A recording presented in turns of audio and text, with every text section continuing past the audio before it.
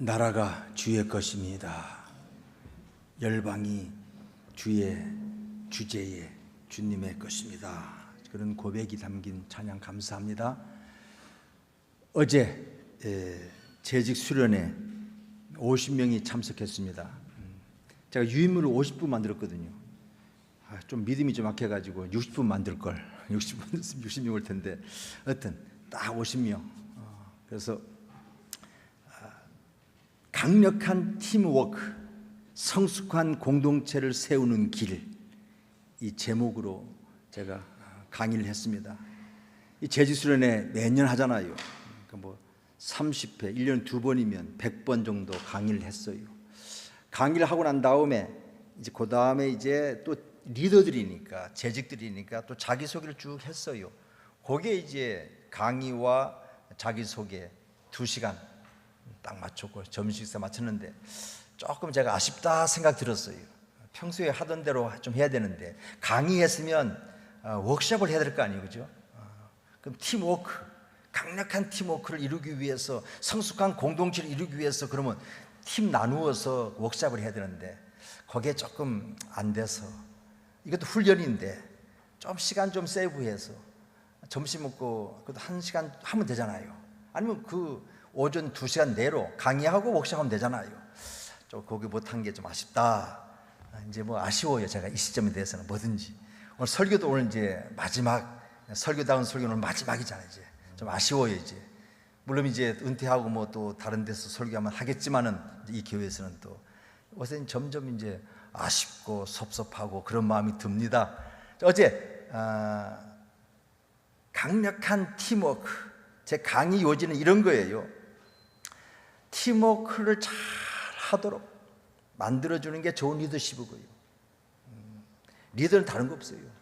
팀장이 되어서 잘 팀원들이 같이 한 목표를 향해서, 성경 공부니까 그럼 한 방향을 향해서, 그렇죠? 잘 이루도록 연결시키고 도와주고, 이게 팀워크의 리더십이다. 이걸 잘하면요, 또 서로가 신앙이 성장합니다. 공동체가 또 성장합니다. 서로 남을 존중해주고, 나 중심이 아니라 타자 중심, 하나님이 기뻐하시는 방향으로 함께 공동 작업하는 거, 이게 팀워크잖아요. 이걸 잘 하도록 하는 게 리더십이고, 그런 거 잘 하자고 어제 이제 재직회를 한 겁니다. 거기서 겸손을 배우고, 인내를 배우고, 타인을 존중하는 섬김도 배우고. 이런 팀워크는요, 자동으로 되지 않습니다. 모든 게 자동으로 되는 법이 없어요. 가만히 있어 보세요. 내가 늘 한 얘기잖아요. 가만히 있으면 자동으로 되면 얼마나 좋겠어요. 오늘 여러분도 이 자리에 오기 위해서 힘쓴 거잖아요. 습관이 되어져서, 좋은 습관은 몸에 배어야 돼요. 그래서 모든 일을 잘 열매를 맺기 위해서는 값을 치르야 된다. 나의 시간, 나의 재능, 나의 에너지 기꺼이 내어놓아야 공동체를 하나가 되게 하는, 팀워크를 이루는, 대가를 치르는 헌신이 필요하다. 이걸 제가 어제 많이 강조했던 것 같습니다. 하나님은요, 이 세상을 만드실 때에 영적인 원리를 하나 주셨는데, 씨 뿌림과 거둠의 원리입니다. 씨 뿌림, 씨를 뿌리지요. 가만히 있지 않잖아요. 물도 대주고, 거름도 매주고, 풀도 뽑아주고, 약도 치고, 이 노력, 이 투자. 그래서 결과가 뭡니까? 가을에 열매를 맺게 되는 거지요. 거둠의 원리입니다. 벌써 옥수수 많이 또 수확했더라고요. 5월 초에 파릇파릇한 옥수수, 그걸 심고 또 비가 와야 되고 등등 여러 가지, 지금 많은 게 자동화되어서 좀 쉽습니다만은, 이 뿌림과 거둠의 원리, 무엇이든 열매를 얻으려면 반드시 투자와 대가가 필요합니다. 우리의 지식 저절로 되지 않지요. 지식 쌓이기 위해서 열심히 시간과 집중, 반복, 훈련, 값을 치러야 돼요. 값을 치러야 돼요. 이 광야 훈련, 유학의 기간은 광야 훈련입니다. 얼마나 우리가 광야에 길이 안 보이잖아요. 길 보여달라고 하나님께 기도하고 애쓰고 노력하고 그래서 하나님 만나고 하나님의 그 소명 받고 이 모든 훈련의 기간 그 끝자락에서 내가 이제 또 주어진 그곳에 가서 사역을 감당하는 겁니다. 노력 없이 이루어지는 거 하나도 없습니다. 이게 하나님께서 만드신 질서예요. 원리예요. 원리. 대가를 치르는 헌신이 있어야 열매가 있다. 신앙도 마찬가지입니다. 신앙도 마찬가지. 하나님께서 만드시는 원리 다 밑에서는 이게 연결되어 있어요. 통하게 되어 있어요. 오늘 제가 다윗 시리즈 설교 마지막입니다. 오늘 말씀의 배경은 이렇습니다. 다윗이 인구조사를 명령했습니다. 당시 인구조사는 단순한 통계 그거 알기 위한 거 아닙니다. 군사력을 과시하려는 전쟁 준비 잘하기 위한 군사력 과시 목적으로 인구조사하라. 그 당시 다윗은 전쟁하면 할수록 계속 승리하였습니다. 그래서 주변 나라 모두가 다 조공을 바치는 상황 속에서 그 순간 교만한 마음, 사탄이 아마 그 마음을 잡은 것 같아요. 그 순간 그 되잖아요. 우리도 그런 뭐 잘 됐을 때 이런 마음이 들잖아요. 이제는 내가 힘이 있지. 계속 이겼으니까 막 조공 바치잖아요. 그러니까 뭔가 썸바디 된 듯한 하기야 뭐 썸바디지요. 왕이니까 그 당시에 생사 여탈권을 가진 존재잖아요. 교만한 마음이 든 겁니다. 그래서 하나님 없이도 이런 마음이 든 것 같아요. 하나님 없이도 아니면 하나님의 자리에 내가 앉아서 내 마음대로 내 힘으로 하려고 운영하려고 통치하려고 여기가 교만한 마음이죠. 여러분 제가 설교했지 않습니까? 지난번에 교만의 극치가 뭔지 아세요? 내가 하나님처럼 되려고 하는 것 교만의 극치입니다. 하나님 자리에 내가 앉아서 내 마음대로 하려고 하는 것 교만의 극치입니다. 죄의 본질이 뭡니까? 교만의 극치. 죄의 본질, 하나님처럼 되려고 하는 거, 하나님의 자리에 앉아서 내 마음대로 하려고 하는 거, 이게 죄의 본질이에요. 죄의 본질. 여기에서 하나님이 갓 선지자를 통해서 징벌을 내리겠다고. 죄에 대해서는 하나님은요 눈 감고 넘어가지 않습니다. 어떻게 해서라도 이 죄 문제 해결하시려 하는 분이지요. 근데 죄에 대한 징벌이지요. 세 가지 징벌을 내립니다. 첫째, 기근을 원하느냐, 아니면 도망 다니는 걸 원하느냐, 세 번째는 전염병 이거 원하느냐, 하나 골라라. 제가 그때 말씀드렸습니다. 하여튼 세 개 중에 다 징벌이에요. 뭐 작대기로 맞을래, 몽둥이로 맞을래, 야구 방망이로 맞을래, 똑같이 맞는 거 똑같잖아요. 하나 택하라는 거잖아요. 그때 다윗이 하나 택했습니다. 전염병을 택했어요. 그 전염병으로 말미암아 수만 명이 죽었어요. 그 다음에 이제 그 재앙을 예루살렘으로 몰고 가는 이 전염병을 예루살렘을 향해서 몰고 가는 오늘 말씀의 시작이에요. 이제 오늘 말씀은 보세요. 어떻게 시작합니까? 16절에 천사가 예루살렘을 향하여 그 손을 들어 멸하려 하더니 예루살렘을 향해서 전염병을 가지고 멸하려고 가는데 여기 이제 오늘 말씀 배경, 오늘 말씀이 또 시작입니다. 천사가 손을 들어 멸하라 할 때 하나님께서 말씀하십니다. 16절 중반 말씀 보세요. 이 재앙 내리심을 뉘우치사 백성을 멸하는 천사에게 이르시되 족하다 이제는 내 손을 거두라. Stop! Enough! 이제 충분하다. 이제는 내 손을 거두라. 전염병을 가지고 가는 천사에게 하나님께서 명령하신 거예요. 이 하나님의 명령의 말씀에서 우리는 느낄 수 있습니다. 어떤 분이신가? 죄에 대해서는 징벌하시 공이지요. 그러나 또 뉘우치사 스탑 하면서 뉘우치셨다는 말씀이 나오잖아요. 이 재앙 내리심을 뉘우치사 하나님의 마음, 애통해 하는 마음, 이게 긍휼의 마음이에요. 공의와 사랑이 여기서 하나님의 말씀에서 모습에서 우리가 볼 수가 있습니다. 여기 여호와께서 이 재앙 내리심을 뉘우치사, 눈여겨보십시다. 뉘우치다, 히브리어로 낙함인데 이것은 뭐냐면은 뭐 단순히 계획을 바꾸셨다 뭐 그 뜻도 있지만 조금 더 나가서 죄로 인해서 고통받는 백성들을 보면서 아파하는 마음, 이게 낙함입니다. 뉘우쳤다는 뜻이 바로 이 뜻이에요. 죄로 말미암아 고통당하는 사람들을 보면서 하나님이 아파했다.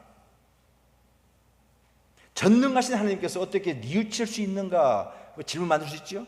전능하신 하나님 왜 뉘우치시는가? 그럼 아예 처음부터 재앙을 내리시지 마시지. 낙함, 애통해 하셨다 이렇게 번역이 가능하고요. 죄로 인한 고통받는 인간을 보면서 마음 아파하셨다. 자, 이 표현이 낙함이라는 표현이 또 어디에 나오냐면은 창세기 6장에 나옵니다. 노아 홍수 때 등장하는 표현인데 거기는 어떻게 표현되냐면은 인류가 죄악에 물든 것을 보고 하나님이 사람 지으셨음을 한탄하셨다. 아니, 한탄하시려면 뭐하러 사람을 지으십니까? 근데 거기서 한탄하셨다. 영어로 말하면 grieve, 슬퍼하셨다. 무슨 얘기냐면은 죄 자체보다도 죄로 인해 고통당하는 인간을 보면서 깊은 안타까움, 슬픔을 느끼는 것을 여기 뉘우치셨다, 한탄했다. 이게 낙함, grieve 이 뜻입니다. 마치 자녀가 잘못했을 때 부모가 징계하잖아요, 그지요? 징계할 때에 그 부모의 마음이 아픈 거예요. 그 고통을 보면서 부모의 마음이 더 아픈 거잖아요. 바로 그와 같은 그 이미지입니다.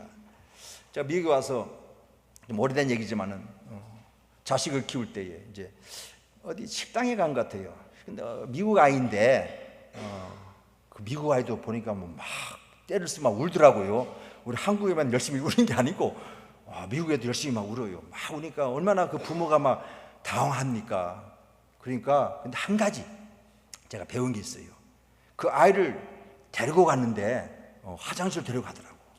근데 어떻게 나도 그 화장실에 들어가는 그 사이에서 내가 얼핏 봤는데 아이를요 품으로 안더라고요. 안고 그 다음에 행동이 놀라워요. 품으로 안는 건 뭐예요? 사랑이잖아요. 품고. 근데 징계를 하는데 궁둥이를 막 미국 사람 손이 얼마나 큽니까? 막 때리는데 아마 열났을 거예요. 아마 궁둥이가. 애가 막 그냥 닦아치더라고. 근데 뭐예요? 사랑으로 품고 막 그 부모의 마음 얼마나 때리는 마음이 자기가 맞는 거잖아요. 바로 그 마음이에요. 이게 고통을 지켜보는 부모의 마음이 아픈 것처럼 하나님은 처음부터 이스라엘에 전염병을 주고 싶으셨던 것은 아니었습니다. 죄의 결과가 불가피하게 임했을 뿐입니다. 자, 이렇게 되었을 때 다윗은요 변명하지 않습니다. 도망가지 않습니다. 오히려 하나님께 부르짖습니다. 그 부르짖음이 17절 말씀이에요. 보세요. 17절 말씀. 다윗이 백성을 치는 천사를 보고 곧 여호와께 아뢰되 이르되 나는 범죄하였고 악을 행하였거니와 이 양무리는 무엇을 행하였나이까 청하건대 주의 손으로 나와 내 아버지 집을 치소서. 내가 잘못했습니다. 내 죄입니다.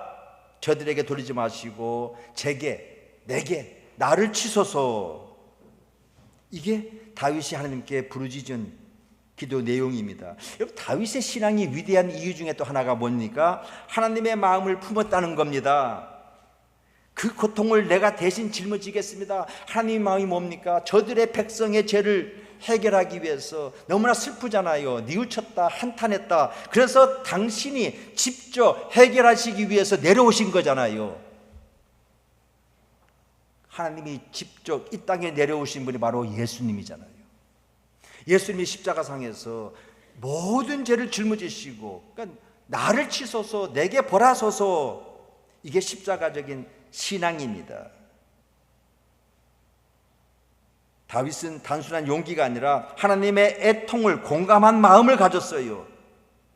그래서 결국은 족하다 스타 이제 내 손을 거두어라. 그래서 재앙이 멈추게 되는 이제 시작이 바로 여기서부터.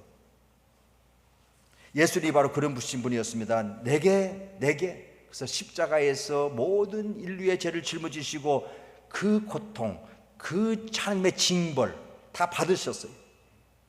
이게 바로 십자가적인 사랑이다. 사랑하는 여러분, 우리도 역시 단순한 개인이 아닙니다. 크리스찬은 공동체 의식을 가지고 나 혼자 사는 게 아니에요. 개인이 아니에요. 우리의 민족과 가정과 우리의 커뮤니티, 교회를 책임지는 하나의 멤버요, 믿음의 사람들이요, 하나님의 사람들은요, 내 기도 내 신앙 하나 그거 아니에요. 그 믿음과 그 기도가 내 가정을 변화시키고 내 공동체, 내 속한 직장, 내 속한 나라, 나 한 사람으로 말미암아 이런 분명한 책임을 가지고 기도하는 사람들이에요. 내 기도가 무슨 뭐 영향이 있겠는가? 아니에요. 한 사람 기도하는 한 사람이 있으면 그 하나님 찾으시는 분이고요. 그 기도 당당함을 가지면 좋아요. 이렇게 망하지 않는 것은 내 기도 덕분이다. 그럼 기도해야 되겠지요? 그런 믿음 가지고 기도하는 거예요. 이게 바로 중보 기도자의 마음입니다. 내 기도 내 신앙 하나가 가정의 흐름을 바꿀 수 있고 교회의 위기를 멈추게 할 수 있으며 시대를 변화시키는 근거가 될 수 있다. 이 믿음, 이게 중보 기도자의 마음이다.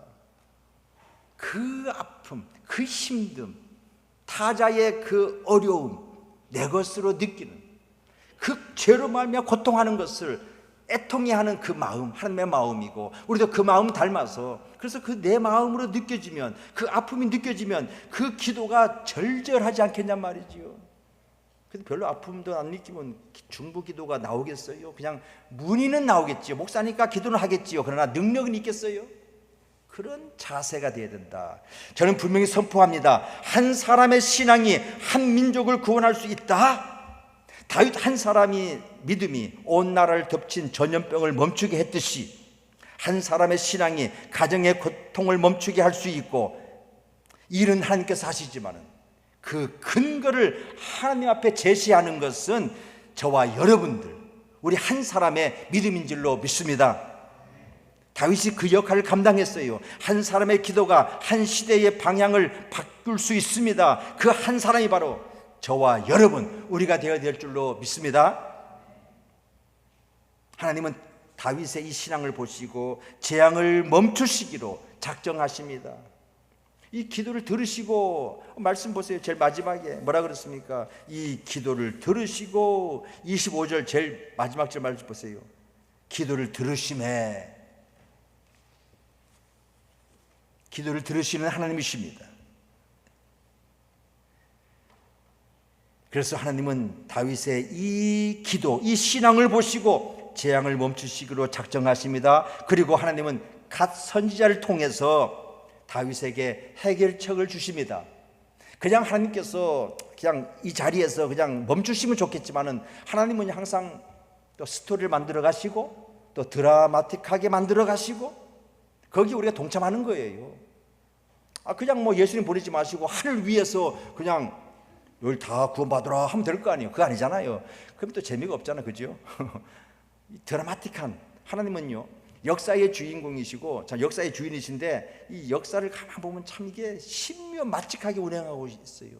그런 어떤 요소를 우리가 알아가지고 드라마를 만들고 재밌게 만드는 것인데, 하여튼 자, 그래서 해결책이 뭡니까? 아라우나의 타작마당에서 제단을 쌓으라. 자, 여기서 한번 사람 이름 하나 외웁시다. 아라우나라는 사람, 아라우나 여부수 사람인데, 아라우나 타작마당, 수확하는 그 마당에서 제단을 쌓으라. 이게 이제 해결책입니다. 그래서 이제 오늘 말씀 제가 오늘 17절 건너뛰어서 24절, 25절 그 사이의 내용이 이겁니다. 그러니까 아라우나라는 사람이 제가 무상으로 땅도 허락하고 제물 드릴 그 소도 무상으로, 그 제사에 또 필요한 도구들도 다 제가 제공하겠습니다라고 이 다윗 왕에게 아라우나가 그렇게 제시합니다. 근데 보세요. 그 당시에 생사 여타권을 가지고 있는 다윗 왕이잖아요. 왕의 권력으로 그냥 써도 돼요. 뭘 할 수 없어요. 그런데 다윗 왕의 대답이 뭡니까? 이렇게 대답합니다. 24절 말씀 다 같이 읽겠습니다. 다 같이 24절 말씀 시작. 왕이 아라우나에게 이르되 그러지 아니하다. 내가 값을 주고 내게서 살이라. 값 없이는 내 하나님 여호와께 번제를 드리지 아니하리라 하고, 다윗이 은 50세겔로 타작마당과 소를 사고, 자, 결국 다윗은 은 50세겔을 지불했어요. 땅도 사고 소도. 그래서 얼마든지 공짜로 뭐 사용하라고 하는데 또 공짜로 사용할 수 있고 그런 분위기인데도 불구하고 다윗 왕은 단호히 거절합니다. 나는 반드시 값을 지불하겠다. 하나님께 드리는 제사는, 하나님께 드리는 예배는 결코 값없이 드릴 수 없다, 이 말씀이에요. 다시 여러분, 하나님께 예배 드리는데 값없이 드릴 수 없다. 여러분들은 지금 값을 치르고 있는 거예요. 지금 이 예배 현장에 시간이라는 값을 치르고 있는 거잖아요. 아멘? 몸이 와 있잖아요. 몸을 또 정성껏 값을 치르고 있는 거예요. 이게 다 값 치르는 거예요. 값을 지불하지 않고는 내가 제사 지낼 수 없다. 값 없이는 내 하나님 여호와께 번제 드리지 않겠다. 이게 다윗의 믿음이에요. 신앙 고백이에요. 하나님과의 관계를 귀히 여기는 신앙 고백입니다. 중요한 대목입니다. 하나님은 이 다윗의 마음과 결단을 받으신 것입니다. 이 진실한 고백 때문에 하나님께서 재앙을 멈출 수 있는 근거를 마련된 거예요. 다 충분하다, 이젠 됐다. 하나님 향해 기꺼이 값을 지불하겠다는 신앙, 하나님을 위해 기꺼이 대가를 지불하는 믿음, 시간을 드리고 마음을 드리고 정성을 드리는 믿음이 있을 때에 하나님은 그 신앙 위에 멈추심과 은혜의 회복의 은혜를 주실 줄로 믿습니다. 우리의 기도를 들으시고 재앙을 멈췄다, 무슨 얘기예요? 멈추심과 회복의 은혜잖아요. 여러분, 하나님과의 깊은 관계는 자동으로 생기지 않습니다. 눈물이 필요해요. 기도가 필요해요. 인내, 헌신이라는 값지불이 필요합니다. 부부관계도 마찬가지잖아요.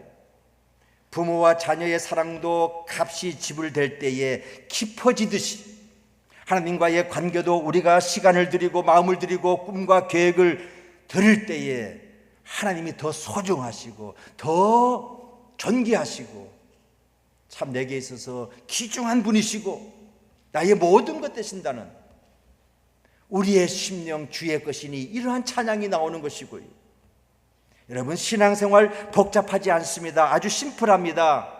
예배 생활, 말씀 생활, 기도 생활, 이 세 가지가 신앙의 뿌리인데 이 뿌리를 지키기 위해서, 신앙생활 잘하기 위해서는 대가를 치르는 결단이 필요합니다. 신앙의 본질은 하나님과의 관계입니다. 이 관계가 깊은 관계로 들어가기 위해서는 대가가 치러져야 됩니다. 서로의 마음과 생각이 통하고 어떤 것도 하나님과 우리 사이에서 소통이 통하는데 하나님과 내 사이에 어떤 것이 끼어들어서는 안 돼요. 하나님과 내 사이에 끼어드는 것 때문에 우리가 힘든 거지요. 그게 바로 우상입니다. 그게. 좋은 신앙이 뭡니까? 하나님과 깊은 신앙의 관계, 이것은 바로 하나님 앞에 나와서 예배드리고 내 마음을 드리고 투자하는, 기도드리고 말씀으로 내 자신을 무장하고, 그래서 거기에서 자연스럽게 열매 맺는, 거기에서 자연스럽게 흘러나오는 열매가 교제고 사귐이고 봉사고 선교고 구제인 거예요. 우리가 신앙생활할 때 한번 점검해 볼 질문입니다. 도움이 될 거예요. 나는 지금 하나님과 어떤 관계에 서 있는가? 나는 지금 하나님과 어떤 관계 가운데 있는가? 한번 자신에게 질문해 보세요. 아마 이런 소리 들어보셨을 것입니다. 관계의 깊이는 곧 가치의 문제다. 한번 따라 하시겠습니다. 관계의 깊이는 곧 가치의 문제이다. 여러분, 가치는요 그냥 주어지지 아니에요. 값을 지불해야 비로소 내 삶에서 하나님이 가장 소중한 분이 됩니다. 무슨 얘기예요? 세상에 있는 물건들 그 자체가 스스로 가치가 있는 거 아니에요. 값을 매겼기 때문에 가치가 있다. 사실 뭐 명품이 별거예요. 그냥 좀 잘 만들어서 값을 막 뛰어 올리니까 명품이 되는 거지. 그 심리를 좀 이용한 것도 있어요. 누군가 값을 매기고 값을 지불해야 가치가 생기는 것입니다. 사람도 마찬가지예요. 여러분 어떤 교제합니까? 남녀간에? 그때 보세요. 서로 막 소중하잖아요. 근데 왜 소중하고 왜 존귀합니까? 내가 지불하잖아요. 마음도 뭐든지 막 지불하잖아요. 상대가 그래서 관계가 더 깊어지고, 그러니까 관계가 깊어지니까 너무 소중하고, 그렇죠? 하나님과의 관계도 마찬가지입니다. 관계는 자동으로 깊어지지 않습니다. 반드시 값을 지불해야 돼요. 거기에는 눈물도 있고요, 기도도 있고요, 인내도 있고요, 헌신도 있고요. 30년 전에, 지금 연대 교수입니다. 이러면 안 됩니다. 눈물 흘려요. 속으로 공부할 적에 펑펑 울어요. 그 눈물이죠. 이런 값을 지불해서 박사학위 받고 지금 연대 교수가 되고, 그런 분들이 한두 분이겠어요. 나는 그 눈물 봤으니까 지금 얘기하는 거잖아요. 다 눈물 흘리지요. 눈물 없이 이루어지는 게 어디 있습니까? 기도 없이, 헌신 없이, 인내 없이 이루어지는 게 없어요. 값 지불이 다 되지요. 교수가 너무 힘들게 한대요. 그래서 막 눈물 흘려요. 그러니까 욱하잖아요. 힘들게 하면. 하나님은 원래 존귀하신 분이니까 자동으로 내게 귀하다? 아닙니다. 날씨에 따라 움직이는 신앙이 있습니다. 날씨가 좋으면 교회가 아니고 교회로 가고, 날씨가 나쁘면 교회는 골프 못 치니까 교회로 가자. 교회 좀 헷갈리지 마세요.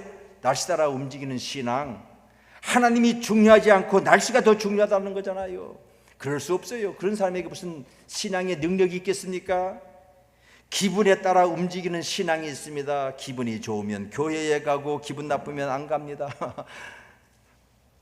어떤 사람이 교회 가기 싫다고, 오늘 교회 가기 싫다고 막 그러니까 그 어머니가 자식 보고, 야, 네가 목사인데 교회 안 가면 어떡하냐?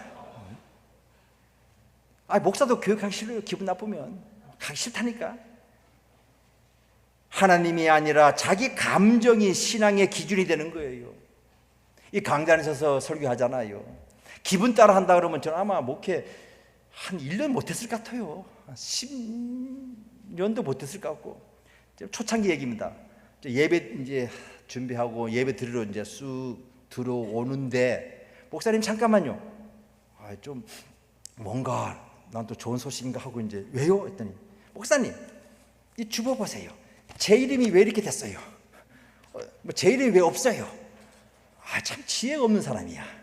이제 30년 전 얘기니까 이제 하는 겁니다. 이제 이제 막 가는데 이제 그만두는데 하여튼 참 지혜가 없어.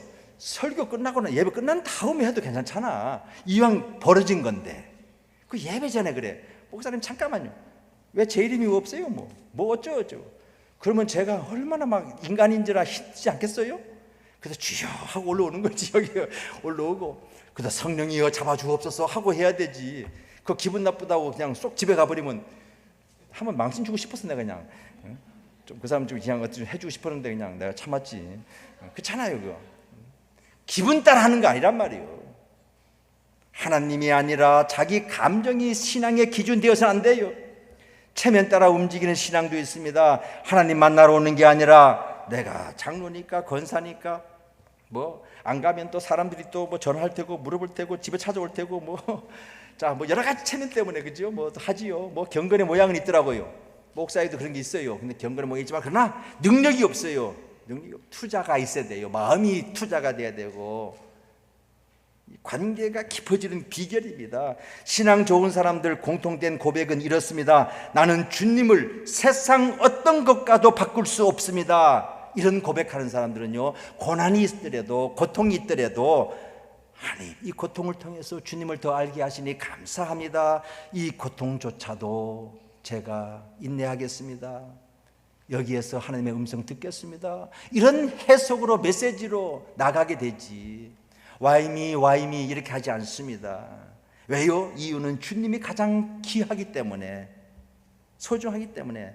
그래서 찬송가 가사처럼 나의 보배가 되신 주 나의 모든 것, 예수 내 구주. 이게 바로 하나님의 기쁜 사람들의 고백인 거예요. 찬송인 거예요. 예수님 때문에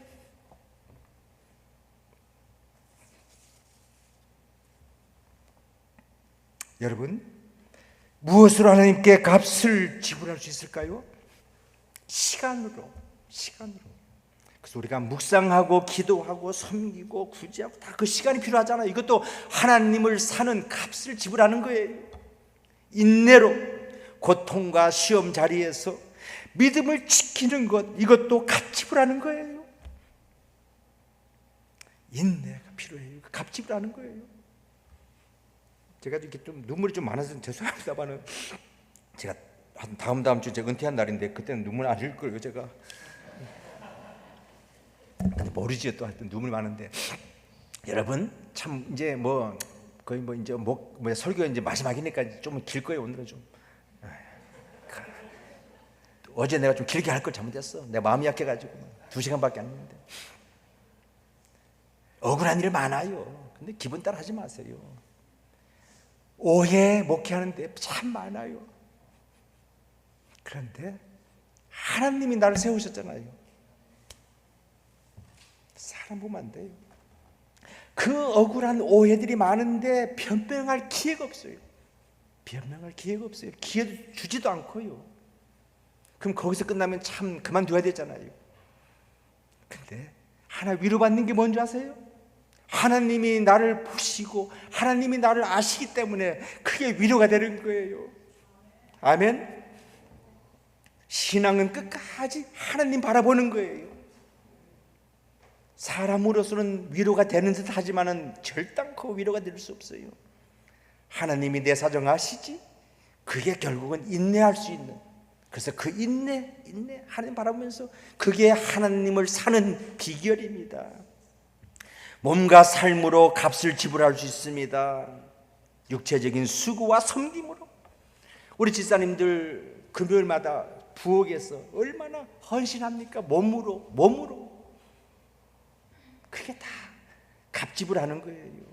꿈과 소망으로 내 계획 내려놓고 하나님의 뜻에 맡길 때에 그것이 하나님을 사는 행위인 줄로 믿습니다. 이렇게 쭉 하다가 하나 더 해야 되겠죠? 헌금입니다. 물질입니다. 저는 뭐 헌금 설교 안 해요, 별로. 근데 오늘 찬양도 보니까 헌금의 찬양이잖아요. 내 심령 주의 것이니. 이게 헌금의 기본 정신이에요. 이런 설교 제가 많이 했잖아요. 근데 굳이 오늘 제가 이제, 헌금은 단순히 돈을 드리는 행위가 아니라 하나님께 드리는 가치 고백이자 신앙의 헌신인 줄로 믿습니다. 우리가 드리는 제물은 곧 우리의 삶과 노동과 시간의 결실이 거기에 담겨 있는 거예요. 10가지 다 주셨는데 그 중에 한 가지 하나님께 드리는 것, 하나님의 것입니다. 10가지 다 드리면 우리가 먹고 살 수 없잖아요. 그러니까 10가지를 받았었는데 한 가지 하나님의 것입니다. 이 신앙의 믿음의 고백이 바로 11조다, 헌금이다. 내 필요와 계획보다 하나님의 나라를 먼저 두는 선택은 하나님이 내 삶의 주인이라는 선언입니다. 이 물질을 넘어 마음의 주권을 하나님께 드리는 값지불입니다. 그래서 감사의 마음으로 자원하는 심령으로 드리는 것입니다. 처음 하는데 목사님 헌금 어떻게 드리냐고. 뭐 캐시가 없대요 지금. 오세요? 그럼 뱀보로 들으세요. 어떤 분은 또 자기는 젤 쓰는데 젤로 안 됐냐고. 내가 젤 그것도 빨리 오픈하라 그랬어요. 자, 중요한 얘기 무슨 얘기입니까? 감사하는 마음으로 자원하는 심령으로 나를 구원하신 그 하나님께, 예수님께서 하신 말씀 있잖아요. 물질 있는 것에 마음이 있다고. 물질 있는 것에 마음이 있다. 이건 참 귀중한 말씀이에요.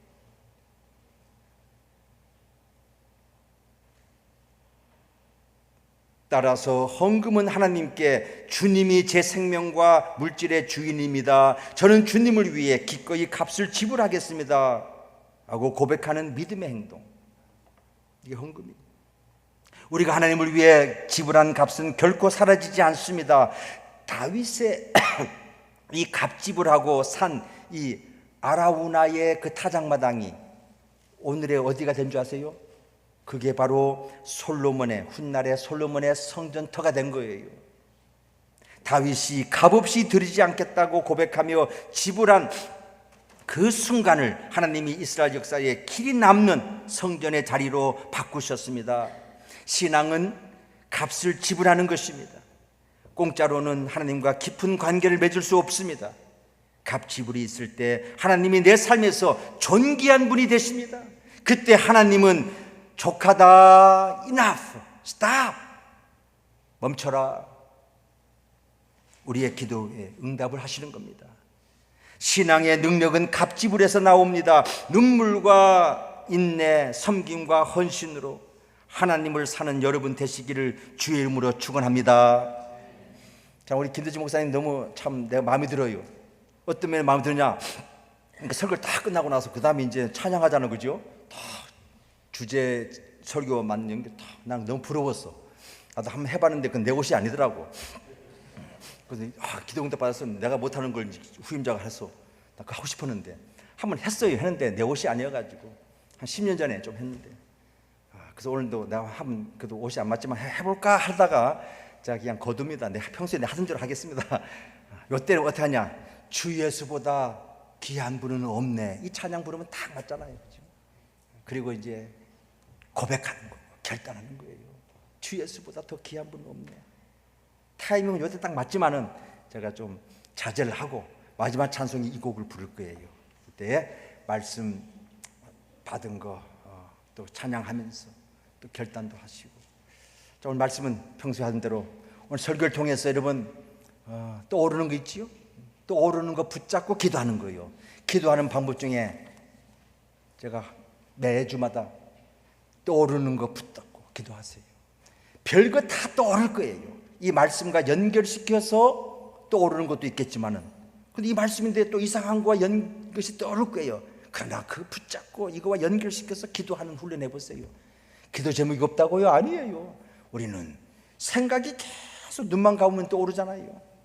오늘 말씀 여러분들에게 어떻게 와닿았습니까? 이 시간 떠오르는 것 붙들고 조용히 기도하겠습니다. 반주해 주시고. 하나님 감사합니다. 이 시간 하나님과 깊은 관계로 들어가기를 원합니다. 능력 있는 삶을 살기를 원합니다. 값을 지불하면서 값싼 은혜가 아니라 예수 그리스도를 이 땅에 보내주신 값비싼